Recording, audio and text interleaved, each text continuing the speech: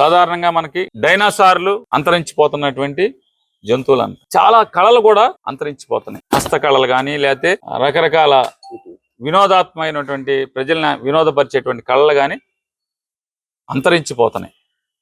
ప్రజలకు మనకు కనపడిన పరిస్థితిలో ఆ స్థితిలో ఇవాళ ఎక్కడో డైనోసార్ అవశేషాలు కనుక్కున్నట్టుగా ఈ మధ్య మనకు బెజవాడలో ఈ పిట్టల దొరలు ఎక్కడ మనకు కనపడకుండా పోయినటువంటి పరిస్థితి. ఆ కళ ఎక్కడ లేదు, అంతరించిపోయింది.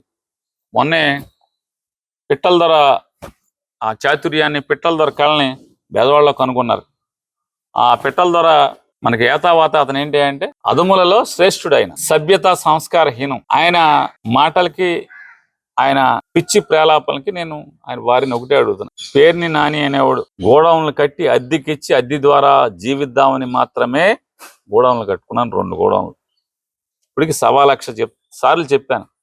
ఈ అధమ శ్రేష్ఠుడికి కూడా చెప్తున్నాను, ఈ అధమ శ్రేష్ఠుడికి కూడా చెప్తున్నాను. ఏమనంటే అద్దె కోసం కట్టుకున్నాను, నా దగ్గర పనిచేసేటువంటి మనుషులు దాంట్లో స్టాక్ తగ్గింది అని చెప్పని వచ్చి చెప్తున్నారు. మీరు ఇన్స్పెక్షన్ చేసి సాంకేతికంగా నాకు బాధ్యత లేనప్పటికీ నైతికంగా 15 ఏళ్ళు ఎమ్మెల్యే చేసినోడిని, మంత్రి చేసినోడిని, నైతికంగా ఆ తప్పునంటే నా కింద పనిచేసిన మనుషుల యొక్క తప్పుని నేను భరించి పెనాల్టీతో సహా చెల్లిస్తాను అని చెప్పాను. నేను చెప్పాను డిపార్ట్మెంట్కి. చెప్పిన 10 రోజులకి మా మీద కేసు కట్టారు, నా భార్య మీద, నా మీద. కనీసం ఇంట్లో ఆడవాళ్ళని కూడా మర్యాదగా పలకలేనటువంటి సంస్కారహీనమైనటువంటి అధమ శ్రేష్ఠుడు. సాటి వారి ఇంట్లో ఆడవాళ్ళని కూడా, ఆడపడుచులను కూడా సంస్కారవంతంగా ఉచ్చరించలేనటువంటి అధమ శ్రేష్ఠుడికి చెప్తున్నా. ఎవడో మావయ్య గాడికి నేను మావిడిని తీసుకెళ్ళి కాళ్ళ మీద పడి మావయ్య అని 50 కోట్లు కట్టానని చెప్తున్నాగా. అతనికి నీకు చెప్తున్నా, ఆ మావయ్య గాడికి చెప్తున్నా.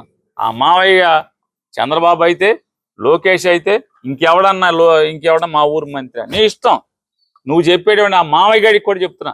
ఎవడైతే నీకు చెప్పాడంటున్నావు కదా, ఆ మావయ్య గాడికి కూడా చెప్తున్నా. మీరు మనిషి జన్మెత్తితే, మీకు దేవుడు సిగ్గు అనేది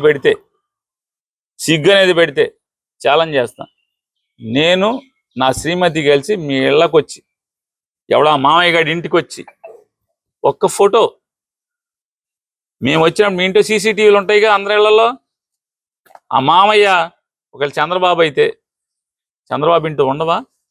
చీమ చిట్టుకుమన్నా అన్ని రికార్డ్ అవుతాయి కదా. సీసీటీవీ ఫోటో బయట పెట్టండి. ఎందుకు నా మీద జాలి దయ్యా? ఈ తప్పుడు మాటలు ఎందుకు? ఛాలెంజ్ చేస్తున్నా. ఆ మామయ్య గాడి ఎవడ మామయ్య ఆ మామయ్య గాడికి కూడా చెప్తున్నా. నీకు ఎవడ చెప్పాడు? ఆ మామయ్య గాడికి, ఈ అధమ శ్రేష్ఠుడికి కూడా చెప్తున్నా.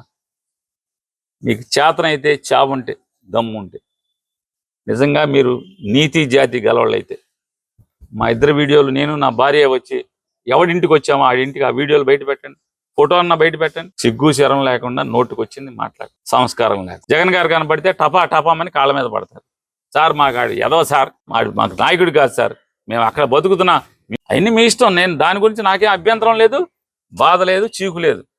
కాకపోతే పిచ్చబాగుడు ఏదైతే బాగారో ఛాలెంజ్ నిరూపించండి. 50 కోట్లు మీ మామయ్య గారికి ఎవడికో ఇచ్చానన్నారు కదా, మరి ఈడీ కేసు పెట్టి నన్ను ఆ మామయ్య గారిని లోపలేయండి.